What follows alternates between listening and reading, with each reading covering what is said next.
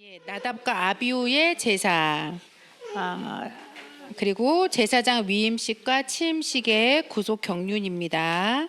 아까 제가 말씀드렸듯이 나답과 아비후의 이 다른 불의 사건이 언제 있었다고요?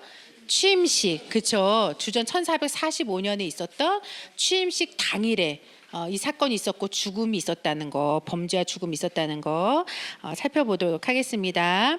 첫 번째로 나답과 아비후의 범죄와 죽음입니다. 범죄의 시기는요, 취임식 당일. 취임식 당일이죠. 아론이 취임식을 마치고 대제사장의 직무를 시작했을 때입니다. 네. 취임식 당일이 중요하죠. 아론이 취임식을 마치고 대제사장의 직무를 시작했을 때 그 범죄 내용은 두 번째로 첫 번째는 각기 향로를 가지고 나왔다라는 것을 알 수가 있고요. 레위기 10장 1절 말씀 한번 같이 읽어볼까요? 자, 시작. 아론의 아들 나답과 아비후가 각기 향로를 가져다가 여호와의 명하시지 않은 다른 불을 담아 여호와 앞에 분향하였더니, 이 장면이 취임식의 장면이에요. 근데 나답과 아비후가 각기 향로를 가지고 왔다라고 돼 있는데, 여기 각기라는 단어는 히브리어로 이쉬라고 해서요, 사람이에요, 사람. 근데 이 각기가 나답과 아비후 이름 뒤에 붙어 있죠. 그렇죠? 이름 뒤에 나답과 아비후가 각기 한 거 보니까, 그래서 이것은 나답의 향로 그리고 아비후의 향로가 각각 있었다는 뜻이에요. 이거를 강조하기 위해서 뒤에 붙은 거예요, 이름 뒤에. 그리고 향로라는 것은 히브리어로 마흐타라고 해서 불 옮기는 그릇 있죠. 번제단에 있는 불을 담아서 옮기는 그릇이 있어요. 근데 그 불 옮기는 그릇의 향로예요. 그릇이 바로 그 향로를 가리키는 거예요. 그러니까는 나답과 아비후가 가지고 온 향로는 불을 담는 그릇이에요. 불을 담아서 옮기는 그릇. 그래서 불을 옮겨서 금등대 불도 켜고 분향단에 분향도 하고 이런 그릇입니다. 그래서 나답과 아비후가 각각 따로 별도의 향로를 가지고 왔다라는 걸 알 수가 있고요. 두 번째는, 근데 그 향로에 무슨 불을 담았어야 될까요? 아까 취임식 당일날 뭐가 내렸어요? 하늘에서 불이 내려서 번제단의 제물을 살랐잖아요. 그리고 불이 붙었거든요. 그러면 그 번제단의 불을 가지고 와야죠. 그러니까 나답과 아비후가 가지고 나와야 할 불의 출처는 취임식 당일날 하늘에서 내린 불인 거예요. 그렇죠. 이걸 가지고 나왔어야 되는 거예요. 자, 그런데 다른 불을 담아서 분향하였다라고 돼 있어요. 여기 다른이란 뜻은 히브리어로 자라라고 해서 금지된, 불법에 상관없는 이란 뜻이에요. 그러니까는 취임식 마지막에 내린 그 여호와의 불이 아닌, 그렇죠? 그러니까 번제단이 아닌 다른 곳에서 있는 다른 불을 가지고 나온 거예요. 그렇죠. 자, 그래서 레위기 16장 12절 말씀에는 반드시 여호와 앞 단 위에서 피운 불을 가지고 분향할 때 채우라, 분향단을 채워, 이렇게 돼 있거든요. 향을 내라. 그래서 이 번제단에서 피운 불이 아닌 다른 불을 가지고 나왔구나라는 걸 알 수가 있습니다. 그래서 여기 제사의 핵심은요, 어떤 이 나답과 아비후가 형식은 갖춰서 나왔지만 결국은 형식적인 절차가 아니라 그 속에 담긴 하나님의 말씀에 순종하는 것이 먼저인 거죠. 다른 불 안 돼. 어디에 있는 불? 번제단에 있는 불이야. 그렇죠? 그리고 그 향로는 성막의 기구를 만들 때 제작됐거든요. 성막 기구 만들 때. 근데 성막 기구 만들 때 만든 향로가 아닌 거예요. 각각 자기 게 있었으니까. 그러니까는 이거는 하나님의 말씀에 순종하지 않은, 그렇죠. 그래서 하나님의 말씀을 망각하고 자신의 생각으로 만들어진, 그렇죠, 그러한 제사, 그러한 예배, 그거에 대한, 그래서 오늘날 우리에게 주는 예배의 교훈도 하나님의 말씀에 순종해서 성령 안에서 드려지는 예배가 중요한 거지, 형식적으로 내 생각대로 드려지는, 내가 만든 예배, 나에게서 내 생각대로 주장되는 내 생각 안에서 내 안에서 만들어진 예배가 드려지면 그것은 결국은 무슨 예배다? 아까 아비후의 제사가 될 수 있다는 거, 그거를 말씀해주고 있습니다. 그 다음에 세 번째는 무엇이냐면 거룩하지 못했다라는 거예요. 범죄의 내용은요. 근데 여기서 좀 생각해봐야 될 문제는 뭐냐면 아까 7일 동안 위임식 기간 동안에 거룩을 얼마나 집중했어요. 이때 살펴보겠지만요, 회막에도 나가지 못할 정도로 자신의 죄와 거룩에 집중하는 기간이 위임식 7일의 기간이었거든요. 그러면 이 나답과 아비후도 그 기간을 겪었어요, 안 겪었어요? 다 거친 거예요. 그런데 7일 지나고 바로 다음 날 어떻게 이렇게 죄를 지었을까요? 뭐 몇 달도 걸친 것도 아니고 1년 있다가 그래서 뭐 변질돼서 죄진 것도 아니고 단 하루 만에 어떻게 이 죄를 죽을 죄를 졌을까, 죽음에 이르는 죄를 졌을까, 이 문제죠. 그런데 그들이 거룩하지 못했다는 거예요. 그러니까 7일의 위임식을 제대로 치르지 못한 거예요. 근데 누구는 알았을까요? 하나님은 아신 거죠. 자, 레위기 10장 3절 말씀에 보니까요, 모세가 아론에게 이르되 이는 여호와의 말씀이라 이르시기를 나는 나를 가까이 하는 자 중에 내가 거룩함을 얻겠고 그랬거든요. 그러니까 나답과 아비후가 죽은 다음에 이 말씀하신 거예요. 그러니까는 이들이 뭐 했다? 거룩하지 않았다는 거, 내 앞에서 거룩하지 못했다라는 것을 말씀해주고 있는 거예요. 자, 그래서 나답과 아비후의 죽음은 하나님의 거룩을 드러내는 사건이다. 이 드러낸다는 건 뭐냐면요, 그들이 거룩하지 않았다는 입증이 죽음으로 나타난 거예요. 그들이 거룩하지 않았다. 그래서 여기 거룩함을 얻겠고라는 뜻은요, 거룩하다라는 뜻의 히브리어가 있어요. 그게 카다쉬라는 뜻인데 이게 니팔 수동형 미완료형 동사로 쓰였어요. 그러니까 쉽게 얘기하면 이거는 뭐냐면 거룩함을 하나님이 입증했다라는 거예요. 그들이 거룩하지 않았다. 누구도 뭐, 그러니까는 사람은 속일 수 있어도 누구는 못 속여요? 하나님은 속일 수 없다라는 걸 말씀해주고 있습니다. 자, 그리고 나서 무엇에 대해서 그러면 그들이 거룩하지 못했을까? 성경은 뭐 때문이야라고 말씀하고 있지 않지만 그들이 어떻게 다른 향로 가지고 나오고 다른 불을 담아 나왔을까? 그것은 무엇과 연결되어 있다? 술의 문제가 있었을 것이다라고 말씀하고 있는 거예요. 자, 나답과 아비후 술과 관련된 문제는요, 이 사건 이후에 하나님이 말씀하신 규례예요. 레위기 10장 8절에서 9절 말씀해 보니까요, 9절 제가 읽겠습니다. 너나 내 자손들이 회막에 들어갈 때에는 포도주나 독주를 마시지 말아서 너희 사망을 면하라. 그러니까 이 술이 사망에 이른다는 거잖아요. 그러니까 결국은 나답과 아비후가 술의 문제로 죽었다는 얘기예요. 술에 취해서. 그럼 술에 취하면 어떻게 될까요? 사람이 판단력을 잃어버리죠. 그렇죠. 흐트러지죠. 그러니까 이 술의 문제가 있었다라는 것을 알 수가 있습니다. 그리고 세 번째는 그래서 이따 살펴보겠지만요, 이게 보이는 술의 문제뿐만이 아니에요. 이 나답과 아비후가 다른 것에도 뭔가 취해 있었던 거예요. 그러니까 무엇에 과연 취해 있었을까? 뭐 어떤 죄에? 자, 레위기 10장 5절에 보시면 그들이 죽은 다음에 하나님이 이들을 잘 매장해라 한 것도 아니에요. 그 시신을 어떻게 처리했을까요? 그렇죠. 옷을 입은 채로. 그러니까 지금으로 얘기하면요, 옷 입은 채로 진 밖에 버려졌거든요. 근데 지금으로 얘기하면 목사 가운 입고 가운 입은 채로 어떻게 된 거예요? 교회 밖에 던져진 거예요. 이런 똑같은 거예요. 얼마나 무서운 사건이에요. 야, 근데 이게 아니 어느 정도 이 다른 불 갖고 온 게 뭐가 그렇게 죽을 정도의 문제일까라는 거잖아요. 근데요, 자, 한번 보세요. 다음 장 보겠습니다.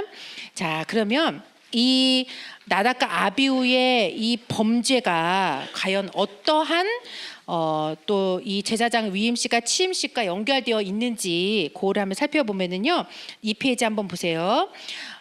주전 1445년 제사장 위임식과 취임식의 기간을요, 한번 볼게요. 이 나답과 아비후의 범죄와 죽음이 과연 이 위임식과 취임식의 기간에 여기에 뭔가 담겨져 있어요. 한번 잘 보세요.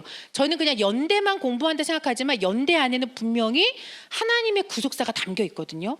이게 이제 박윤신 목사님의 핵심적인 교리잖아요. 연대 속에는 하나님의 구속사가 있다. 근데 보시면 자 여기 한번 보세요. 보시면요.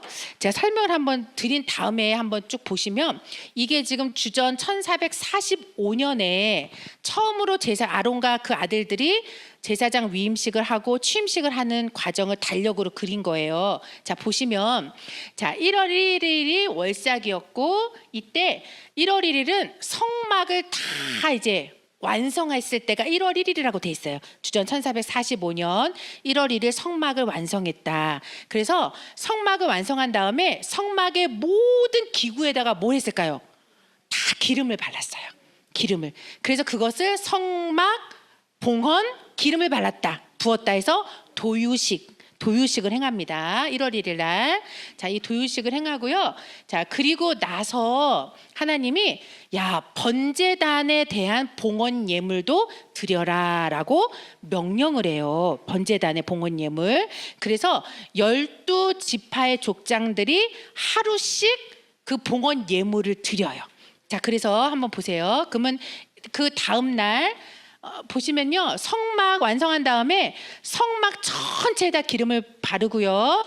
그리고 이때 12지파 족장들이 수레도 하나님께 드리고 소를 또 드려서 제사를 드리고 이게 엄청난 작업이 이루어지는, 그렇죠? 그래서 그 다음 날 이제 1월 2일 날 이 12족장들의 한 족장씩 이제 단의 봉헌 예물을 드렸다고 해서요. 1월 2일 날 보세요. 1월 2일 날 첫 번째 유다 지파 이런 식으로, 그렇죠? 3일은 이사갈 지파, 4일은 스불론 지파, 4일은 루벤 지파, 5일은 르우벤 지파, 6일은 그렇죠? 시므온 지파 다섯 번째, 7일은 여섯 번째로 갓 지파, 8일은 일곱 번째로 에브라임 지파, 그다음에 그렇죠, 여덟 번째로 므낫세 지파, 10일 날은 아홉 번째로 베냐민 지파, 11일 날은 열 번째로 단 지파, 11일 날은 12일 날은 11번째로 아셀 지파. 그리고 한 지파 남았죠. 몇 지파일까요? 그렇죠. 12번째로 납달리 지파가 13일 날 번제단의 봉헌 예물을 다 드리고 마쳐요. 자, 마친 다음에요.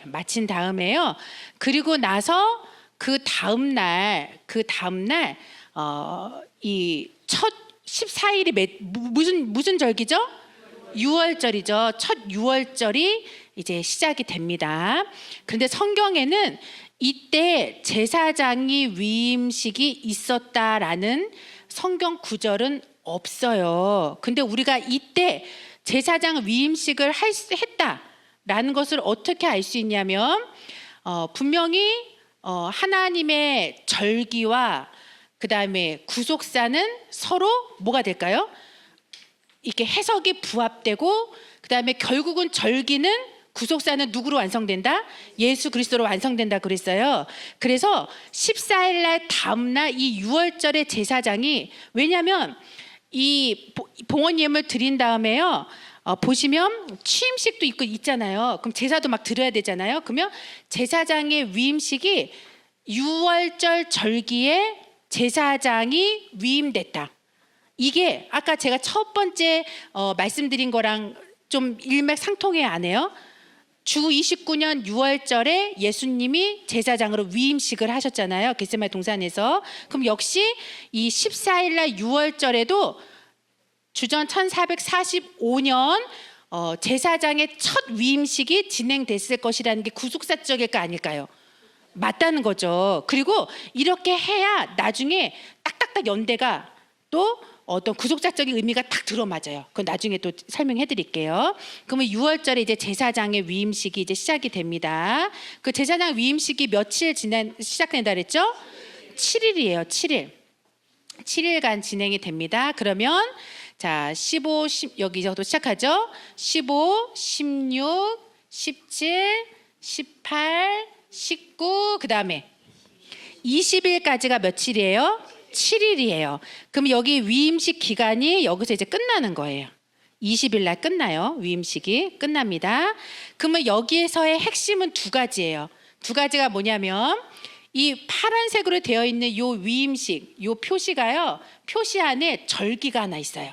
무슨 절기가 있을까요? 무교절이 포함되어 있어요. 그러니까 제사장의 위임식 안에는 무교절의 절기가 포함되어 있다는 거 생각하셔야 돼요. 여기 보세요. 여기서부터 이제 무교절 시작되죠. 무교절의 기간. 그래서 파란색 위로 무교절이 이렇게 같이 합해져 있죠. 그래서 이래서 요 위임식 기간에는 무교절의 절기가 속해 있구나라는 거 하나를 아셔야 되고, 그 다음에 위임식이 끝나는 날은 무슨 절기다? 또 초실절이에요. 자, 초실절을 계산할 수 있는 방법 잘 아시죠? 무교절 절기에 속해 있는 안식일. 자, 그러면 무교절 절기에 속해 있는 이 안식일을 찾아가 볼까요? 언제일까요? 19일이죠. 여기가 안식일이죠. 무교절 절기에 속해 있는 안식일 19일이죠. 초실절은 그 무교절 절기에 속해 있는 안식일 다음 날이 초실절이에요. 그래서 19일 다음 날이 며칠이에요? 20일이죠. 이 20일이 초실절이 되는 거예요. 자, 그래서 초실절의 계산은 무교절 절기 안에 있는 안식일, 그 안식일 다음 날이 초실절이구나. 그래서 초실절은 항상 요일이 무슨 요일일까요? 일요일이에요. 주일이에요. 그렇죠? 안식일 다음 날이니까. 자, 그래서 초실절이 20일이 되겠습니다. 그리고 나서 7일간의 위임이 끝나고 8일째 되는 날 뭐가 될까요? 취임식을 하는 거예요. 8일째에. 자, 제사장 취임식이 이루어지는데 이때 누가 죽은 거예요? 나답과 아비후의 범죄가 있었다 라는 거를 알 수가 있는 거예요. 자, 요렇게 표가 해석될 수가 있는 거예요. 자, 그럼 여기에 대해서 한번 교재 보도록 하겠습니다. 자, 첫 번째 한번 보세요. 자, 위임식 7일의 기간은, 그럼 우리가 여기서 살펴봤어요. 위임식 첫 7일의 기간은 언제부터 시작할까요?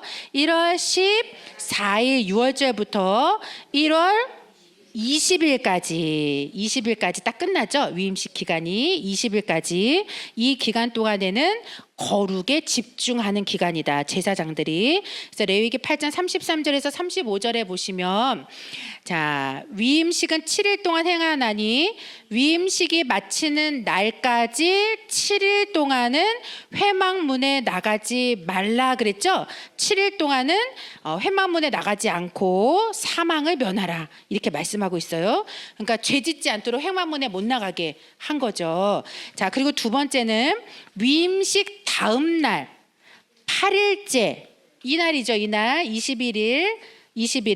자, 그러면 취임식 당일 나답과 아비후가 죄 짓고 죽었다. 그래서 며칠이에요? 1월 20일이에요. 1월 20일 날. 자, 이때 죽었다는 걸 알 수가 있습니다. 그러면 여기에서 핵심은 아까 뭐라 그랬죠? 위임식 기간 안에 무슨 절기가 속해 있다? 무교절 절기가 속해 있는 거예요. 무교절 절기. 그러면은 무교절은 뭐가 없는 절기예요? 누룩이 없는 절기죠. 자, 그러면 성경에서 누룩은 무엇을 상징할까요? 그렇죠. 자, 그래서 누룩은 성경에서 죄를 상징하죠. 그래서 누가복음 12장 1절 말씀에 보시면 제 앞에 있는데요. 바리새인들의 누룩. 그 누룩이 뭐라고 돼 있어요? 외식을 주의하라라고 돼 있죠. 여기 앞에 보니까 누룩 곧 외식을 주의하라. 그러니까 누룩은 겉과 속이 다른 그쵸 거짓된 누룩 그 외식이죠. 외식. 그리고 우리가 성경에 보면요 헤롯의 누룩도 나와요. 그 헤롯은 어떤 사치, 향락, 쾌락, 그 권력의 사치 이런 거죠. 그러니까 이런 교만함의 이 사치가 결국은 외식이 죄다라고 말씀하고 있어요. 누룩이다. 그리고 마태복음 16장 12절 말씀에도 바리새인과 사두개인들의 교훈을 삼가라 그렇게 말씀하고 있죠. 여기 바리새인과 이 서기관들의 교훈은 잘못된 가르침들이죠.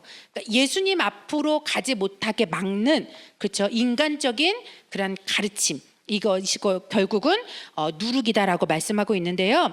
그래서 여기서 생각해 보실 건 이건 거예요. 아까 분명히 이 나답과 아비후가 7일간의 위임식에 거룩함의 그 위임식을 다 거쳤는데 어떻게 그 다음날 바로 이렇게 죄짓고 죽었냐라는 건 결국은 나답과 아비후가 위임식을 뭐 했다 그랬어요? 아까 제대로 하지 못했다. 근데 위임식에 무슨 절기가 있다? 무교절 절기가 있다. 그럼 뭘 제거하지 못했을까요? 그렇죠. 그러니까 나답과 아비후는요, 이 위임식 기간 동안에 무교절의 절기인 누룩을 제대로 제거하지 못한 거예요. 그러니까 영육간에. 그렇죠. 자, 그래서 자 보세요. 세 번째로 위임식 마지막 날. 위임식 마지막 날. 자, 아까 초실절이었죠? 초실절 보시면 위임식 마지막 날 앞에 한번 보세요. 여기 위임식 마지막 날 초실절, 이 초실절 한번 기억을 하세요. 이 초실절의 열매는 20일이죠. 그 한번 보세요. 우리가 위임식이 맞춰지면요, 제사장은 하나님께 바쳐지는 거예요. 그러면 하나님께 뭐로 바쳐지는 거예요? 열매로 바쳐지는 거잖아요. 근데 위임식이 끝나는 그날이 어쩌면 무슨 절기예요? 열매를 바치는 초실절이에요. 보리의 초실절이에요. 보리를 바치는 거예요. 그러면 이날은 결국은 누룩이 없는 제사장이 바쳐지는 날인 거예요. 누룩이 없는 무교절 절기가 끝나고 어떤 거 누룩이 없는 신령한 제사장이 뭐가 되는 거? 하나님께 바쳐지는 절기가 초실절이 됐어야 되는데, 그래서 오늘 보세요. 위임식 마지막 날 초실절의 열매는 결국은 누룩 없는 제사장이 돼야 되고, 누룩 없는 뭐가 됐어야 되는 거예요? 제사가 됐다는 거예요. 그런데 나답과 아비후는 뭐가 있는 제사장? 누룩 있는 제사장이었기 때문에 아까 옷 입은 채로 진 밖에 쫓겨났죠. 성경에 보면 무교절 절기의 핵심은요, 누룩은 다 어디다 버릴까요? 진 밖에 다 갖다 버려요. 그러니까 나답과 아비후 자체가 누룩 덩어리였던 거예요. 그러니까 이렇게 버려졌다는 거. 자, 그래서 자 그러면은 이 나답과 아비후의 누룩이 뭐였을까? 제거하지 못한 누룩이 뭐였을까? 아까 누룩은 교만, 그렇죠, 교만함이죠, 외식이죠. 자, 나답과 아비후의 특징을 보면은요, 시내산에서 모세가 하나님과 언약 체결 식사를 했잖아요. 그 자리에 누가 있었을까요? 나답과 아비후가 같이 있었어요. 대단한 자리거든요. 그러니까 이 식사 자리에서 하나님을 봤어요. 하나님을 보고 먹고 마셨다니까요, 나답과 아비후가. 그런데 출애굽기 24장 11절에 보면 그들을 가리켜서 하나님이 무슨 자들이다? 존귀한 자들이다라고 했어요. 그러면 이거는요, 이 취임식 때 죽기 전에 한 1년 전이에요.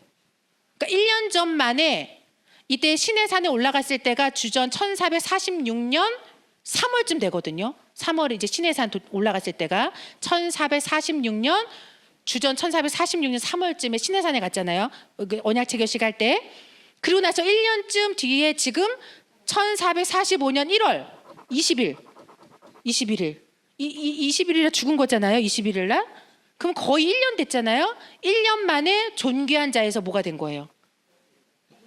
누룩이 돼버렸어요. 존귀한 자라 여겼던 자들이 1년 만에 뭐 한 거예요? 범죄자로 타락했다는 거죠. 이게 무서운 말씀이죠. 그렇죠? 자, 그래서 우리는 고린도전서 10장 12절 말씀에 보면 우리도 다 위임받은 자들로서 우리는 뭐 한 줄 알아야 된다. 선줄로 생각하는 자는 뭐 할 줄 알아라? 넘어질까 조심해라, 이 말씀이죠. 그리고 나서요, 이 나답과 아비후가 보면 아까 위임식이요, 그냥 여기 나답과 아비후 아론 너만 와, 그리고 몰래 하나님하고 모세만 한 게 아니에요. 온 회중이 보는 공개적인 위임식이었어요. 그럼 어떤 생각이 들었을까요? 이 제사장직은 하나님께로 기원한 제사장직이야. 거기에 대한 어떤 마음, 그리고 하나님의 대리자가 이제는 너희구나, 나구나. 그렇죠? 그러면 나도 누구처럼 될 수 있다. 나도 모세처럼 그러니까 뭔가 이게 생기는 거예요, 자꾸. 하나님이 나한테 이거 해준 거야. 이렇게 뭔가 으쓱해지고 교만해지고. 자, 레위기 8장 4절에 회중이 회막문에 모였을 때 이제 공개적으로 진행을 한 거예요. 그러니 그때부터 백성들이 막 엎드리고, 아까 봤죠, 그림. 막 엎드리고 막 이런 거 보는 순간, 그 순간에 교만해지면요, 사단이 어떻게 될까요? 쑥 들어와요. 그 순간에. 자, 그래서 네 번째로 취임식 날 대제사장 아론의 특권이라고 제가 적었는데요. 특권, 자, 1월 21일 이 취임식이잖아요. 이 취임식 날 아론의 특권이 뭐였냐면, 자, 레위기 9장 22절에서 24절에 보니까 아까 제가 말씀드렸죠. 모세와 아론이 화막에서 나와서 백성에게 두 번째로 이제 축복할 때 아론이 축복한 거예요. 모세와 아론이 회막에서 같이 나오고 아론이 이제 축복한 거예요. 두 번째로. 그랬을 때 밑줄 그어놨어요. 여호와의 영광이 온 백성에게 나타나며 불이 여호와 앞에서 나와서 번제물과 기름을 사른지라 온 백성이 이를 보고 소리 지르며 엎드렸더라 그랬죠. 자, 보세요. 아론이 두 손을 들고 축복하는 순간에 하늘에서 불이 내렸는데 그 불이 내리는 순간에 백성들 다 엎드려. 그러면 나답과 아비후의 마음에도 뭐가 생겼을까요? 나도 저 불을 내릴 수가 있는. 아론도 하는데, 아론도 손 들고 했는데 아론이 손 드는 순간에 불이 내렸어. 아론도 하는데, 아버지도 하는데, 그럼 나도 할 수 있지. 불의 출처를 자기가, 불을 낼 수 있다. 그 교만함의 누룩이 있었다는 거. 그러니까 다른 불 갖고 나왔죠. 자기 불. 자기가 내린 불이에요. 그거는 자기가 갖고 온 불이니까. 그렇죠? 자, 그래서 이 불의 출처를 자기로 생각할 수도 있다라는 거. 이 교만함. 그래서 자, 결론적으로 보시면요. 오늘날 그러면 이 향로, 그럼 나답과 아비후 이야기뿐만이 아니라 오늘날 제사장 되는 우리도 오늘날 다른 향로와 다른 불은 뭐냐라는 거예요. 오늘날 우리가 가지고 나오는. 자, 사도행전 2장 3절에서 4절 말씀 보시면요. 보시면 불의 혀같이 갈라지는 것이 초대교회되죠. 불이 내리는데 뭐가? 성령의 충만함을 받고, 그러니까 불은 건 뭐와 연결돼요? 성령의 불, 그렇죠? 충만함. 그런데 그 불을 받으니까 그 불이 말하는 대로 말한대요. 그렇죠? 그러니까 받은 대로 말하는 거예요. 그러니까 우리가요, 어떤 불을 담느냐가 중요한 거. 얼마나 무서운지 몰라요. 사단도 불을 내릴 수 있을까 없을까요? 사단도 불을 내린다니까요. 그럼 사단의 불 받으면 내가 다른 향로 갖는 거예요. 그 다른 불을 받은 거니까. 그렇죠? 자, 그래서 성령을 받아서 그 말하게 하심을 따라 그랬죠. 근데 에베소서 4장 4절에 보니까 성령은 여러 개예요, 하나예요. 하나, 출처는 하나예요. 성령은 하나님께로 오는 거 하나예요. 성령은 하나. 그런데 고린도후서 11장 4절에 보니까 아까 사단도 불 내린다 그랬죠? 무슨 불일까요? 다른 불은 뭘까요? 다른 예수, 다른 영, 다른 복음이에요. 이게 다른 불이에요. 그러니까 이거를 받으면 안 돼요. 근데 중요한 건 이 불을 받으면 뭐가 나갈까요? 그 다른 영, 다른 복음, 다른 예수가 나간다니까요. 이렇게 되는 거예요. 자, 그래서 시편 141편 2절에 보시면요. 그래서 우리가요, 다른 불을 받고 기도하는 게 얼마나 무서운지 몰라요. 우리 기도한다고 하죠. 기도가 뭐라고 돼 있어요? 주의 앞에 분향함 같이 되며 그랬죠? 그러니까 우리가요, 하나님의 성령, 그 하나인 성령 안에서 성령을 받고 성령이 말하게 하심에 따라서 기도하는 그 기도가 분향이지, 분향의 기도지. 다른 예수, 다른 복음, 다른 영을 받아서 기도해 보세요. 그거 뭐가 될까요? 그쵸. 마귀 사단의 기도가 되는 거죠. 이렇게 되는 거예요. 자, 그래서 에베소서 6장 18절 말씀해 보시면 어디 안에서? 성령 안에서 기도하라라고 말씀하고 있죠. 자, 그래서 우리가 다른 걸 받으면 안 되는구나. 오직 성령 하나. 그쵸? 그 하나의 출처, 하늘의 출처인 그 말씀, 성령을 받아야 되는구나 말씀하고 있고요. 그다음에 오늘날 술에 취하는 것은 무엇인가 봤더니요. 그러니까 아까 나답과 아비후는요, 보이는 술에만 취한 게 아니라 어디에도 취했을까요? 자기의 직분에도 취한 거예요. 나 이제 뭐야? 나 이제 제사장이야. 나 이제 뭐가 됐어? 자신의 직분? 여기 취하면 안 돼요. 직분을 받을수록 어떻게 해야 될까요? 겸손해야 돼요. 더 기도 많이 하고, 더 말씀 앞에 겸손하고, 무릎 꿇고, 이게 돼야 되는 거죠. 자, 그럼 오늘날 술에 취하는 것은 무엇이냐? 로마서 13장 12절에서 14절 말씀해 보시면 밤이 깊고, 근데 밤이 깊지만 뭐가 가까웠다? 낮이 가까웠다. 그렇죠? 그러니 우리가 어둠의 일을 벗고 낮에와 같이 단정히 행하고 뭐하다? 방탕과 술 취하지 말라며 그랬죠? 그러니까 어둠의 일, 방탕, 이런 거, 육신의 일을 도모하는 거, 정욕을 행하는 거, 이것이 무엇이다? 술에 취하는 것이다라고 말씀하고 있어요. 그래서 우리는 에베소서 5장 18절 말씀처럼 술 취하지 말라. 이는 방탕한 것이니 오직 성령의 충만을 받으라라고 말씀하고, 내가 술에 취하는 것이 아니라 성령에 취해야 된다. 성령의 충만함을 받아야 된다라고 말씀하고 있습니다. 그러면 결론적으로 두 번째 보시면요. 그러면 주후 29년, 아까 여기는 이제 주전 1445년 위임식과 취임식의 기간을 살펴봤고요. 그러면 두 번째로 주후 29년, 이 모든 위임식과 취임식의 결론은 예수님으로 나와야 되잖아요. 그럼 주후 29년 이 예수 그리스도의 제사장 위임식과 취임식을 한번 보시면요. 이렇게 돼 있어요. 한번 보세요. 표를 보시면 저희가요. 위임식을 먼저 예수님 보세요. 주 29년이 아까 1월 13일이 유월절 절기로 지켰다 그랬죠? 14일인데 땡겨서 13일에 유월절을 지켰습니다. 그때 예수님의 겟세마네 기도로 제사장 위임식이 거행됐어요. 그래서 멜기세덱의 반차를 쫓는 별다른 제사장으로 칭해졌다라고 돼 있죠. 이 시간, 이 순간이. 자, 그리고 나서 3일 뒤에 예수님이 뭐 하셨어요? 그렇죠. 15일 날 부활하셨죠? 부활하셨어요. 이때가 무엇이다? 일요일이에요. 초실절. 금, 토, 일이잖아요. 금, 그리고 토, 그리고 일. 초실절은 항상 요일이 무슨 요일이다? 일요일이다. 주일이다 그랬죠? 그래서 1월 15일 초실절에 예수님이 부활의 첫 열매로 부활하신 거예요. 그러니까 이 절기가요, 예수님하고 너무 딱 맞죠? 이 초실절의 열매로, 예수님 부활의 열매로, 첫 열매로 이렇게 열매가 되셨다.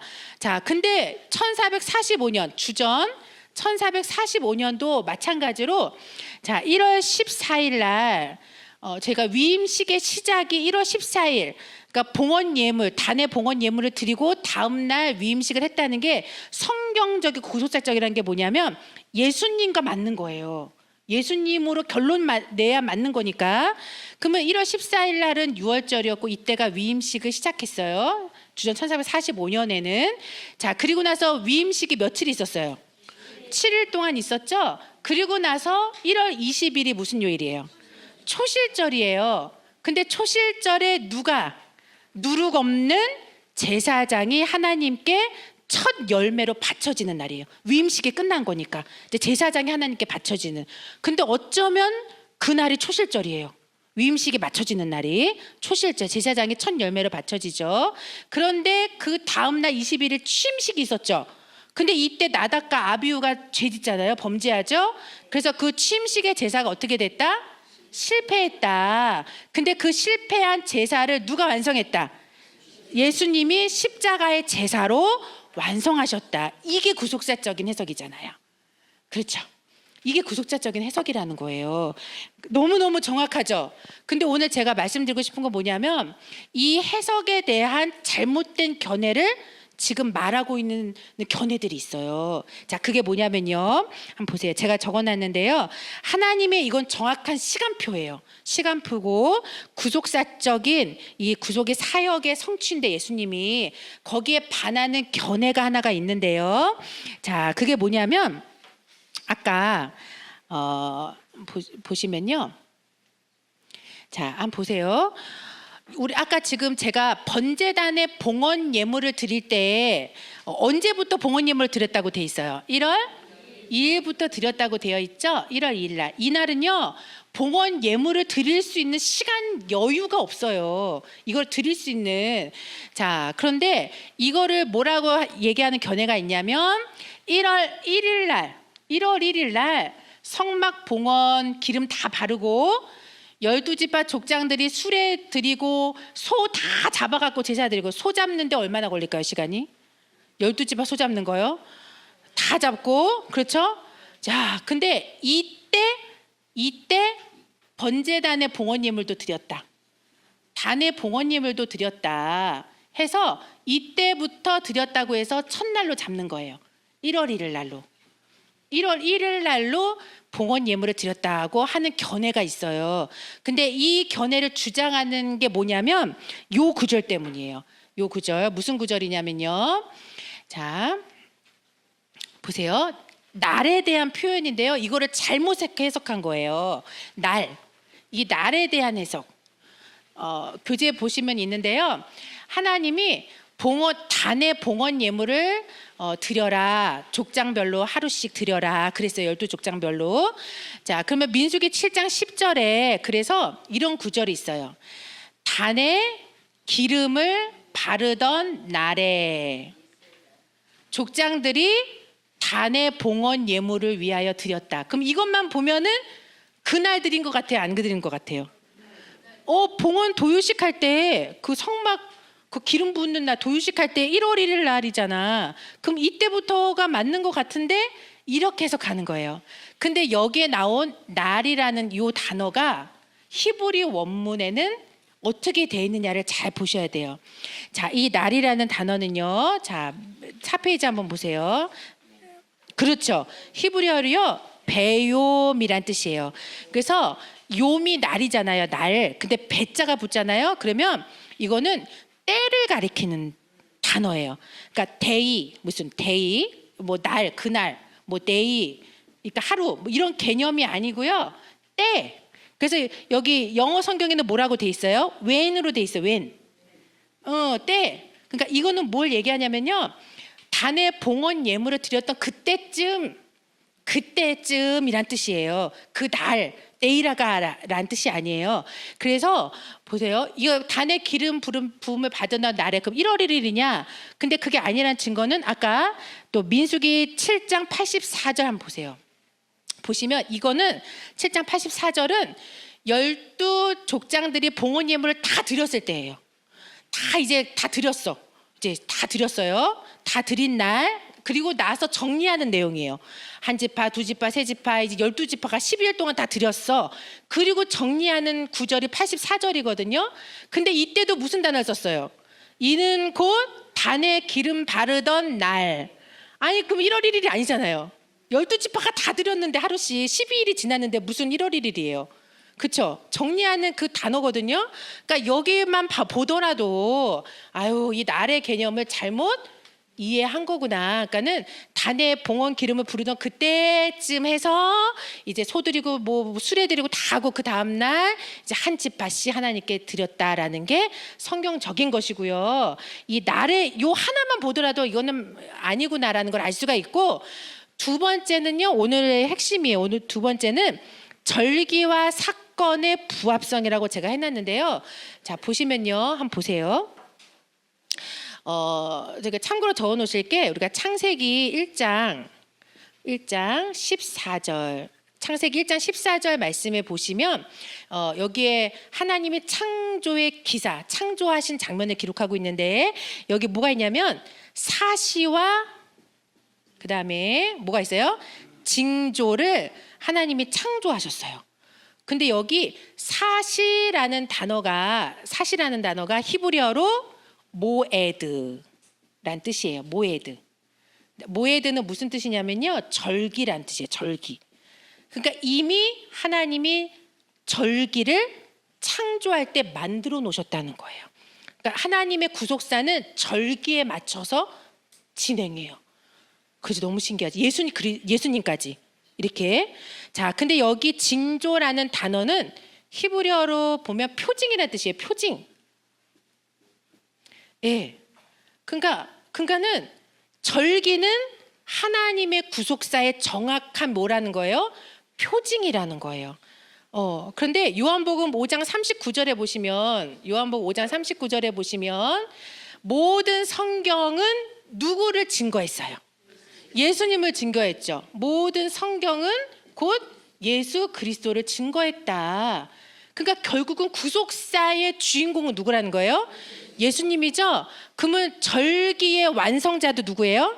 예수님이죠. 그러면은 절기와 그다음 구속사는 그 해석이 부합해야 되고, 그리고 결국은 예수님으로 그 절기가 완성돼야 되는 게 뭐예요? 그게 구속사의 정확한 해석이에요. 그럼 보세요. 1월 1일부터 봉헌 예물을 드렸다고 한번 잘못된 견해로 계산을 하면 어떻게 되는지 보세요.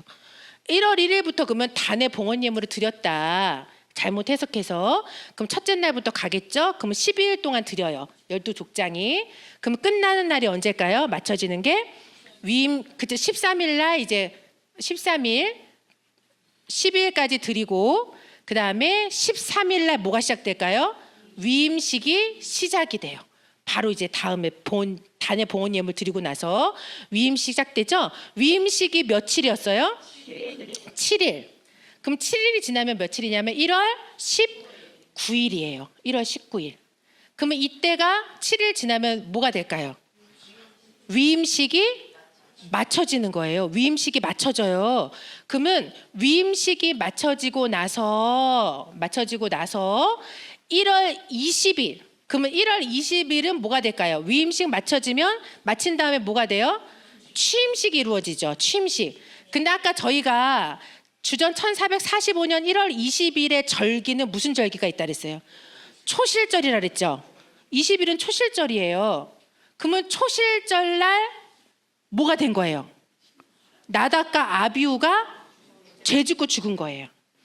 그러면은 초실절이라는 거는 하나님께 열매로 바쳐지는 건데, 그럼 이렇게 해석을 하다 보면은 초실절의 열매가 누가 되는 거예요? 나답과 아비후가 되는 거예요. 초실절의 열매가 나답과 아비후의 죄와 죽음이 된다니까요. 이렇게 돼버리고 말아요. 그러니까 이게 해석이요, 구속사적으로 해석이 안 되는 거예요. 맞지가 않는 거죠. 부합되지가 않는 거예요. 자, 그러니까 여기는 이해되셨죠? 그러니까 이러한 해석은 구속사적으로 맞지 않는다라는 거, 그거를 보여주고 있는 거예요. 자, 그래서요 결론적으로 한번 보겠습니다. 계시록 14장 4절에서 5절까지. 그래서 우리 12권 상권은요 너무나 구속사적으로 이런 해석을 잘 해놓으셨어요. 그러니까 집에 가셔서 저는 이제 요약을 해놓은 거니까 자세하게 한번 살펴보시고 이렇게 연구하시면 되겠습니다. 자, 계시록 14장 4절에서 5절 말씀 읽고 저희가 마치도록 할게요. 결론의 말씀입니다. 자, 시작. 이 사람들은 여자로 더럽히지 아니하고 정절이 있는 자라. 어린 양이 어디로 인도하든지 따라가는 자며 사람 가운데서 구속을 받아 처음 익은 열매로 하나님과 어린 양에게 속한 자들이니 그 입에 거짓말이 없고 흠이 없는 자들이더라 그랬죠. 자, 여기 보니까요 우리가 아까 보시면 예수님이 초실절에 부활했잖아요. 그렇죠. 초실절의 열매는 부활이었어요. 초실절에 부활하셨어요. 그래서 부활의 첫 열매가 되신 거예요. 그러면 부활은 생명이 있는 거예요? 죽음이 있는 곳이에요? 생명이 있는 곳이죠. 근데 12권의 정확한 박유진 목사님의 해석은 그 초실절에 주전 1445년 초실절에 제사장들의 위임식이 마치고 그 제사장들이 하나님께 바쳐지는 날이다, 위대한 날이다라고 말씀하셨는데, 이렇게 잘못된 견해로 해석을 하다 보면 초실절에 뭐가 되는 거예요? 생명으로 바쳐지는 게 아니라 뭐가 바쳐져요? 죽음으로 끝나고 말아요. 사망으로. 그러니까 예수님하고도 안 맞는 거예요. 예수님의 생명과도 맞지 않는 해석이다라는 거 보여주고 있죠. 그래서 오늘 저희가 구속을 받아, 저희도 예수님으로부터 구속을 받아서 우리도 처음 익은 무엇으로? 열매로 하나님과 어린 양에게 속한 자들로 하나님께 바쳐진 자들이라는 거, 우리가. 그래서요 우리가 이러한 믿음을 가지시고 오늘 우리에게 주신 제사장의 이 사명, 그렇죠? 사명 잘 감당하시고 우리 끝까지 이 시온산 예수님이 계신, 어린 양이 계신 이 시온산에 한 사람도 빠지지 않고 하나님 앞에 바쳐진 열매로 모두 다 우뚝 서는 우리 모두가 되시길 바라겠습니다. 이제 기도하시고 마치도록 하겠습니다. 사랑과 은혜가 충만하신 살아 역사하시는 아버지 하나님 감사합니다. 오늘도 구속사의 말씀으로 저희들에게 인쳐 주셨사오니 마지막 시온산에 저희들 구속을 받아 처음 익은 열매들로 하나님께 속한 자들로 어린 양과 함께 서는 우리 모두가 될 수 있도록 역사하여 주시옵소서. 우리 모든 사역자들에게 구속사적인 해안과 아버지 해석을 할 수 있는 능력을 허락하여 주셔서 하나님의 말씀을 정확하게 구속사적으로 가르칠 수 있는 능력을 허락하여 주시옵시고 맡겨주신 모든 양떼들을 아버지 은혜 가운데 시온산으로 잘 인도할 수 있는 처음 익은 열매들로 하나님 앞에 인도받아 아버지 바쳐질 수 있는 우리 모든 성도들 될 수 있도록 역사하여 주시옵소서. 감사드리며 거룩하신 예수님의 이름으로 기도드리옵나이다. 아멘. 감사합니다.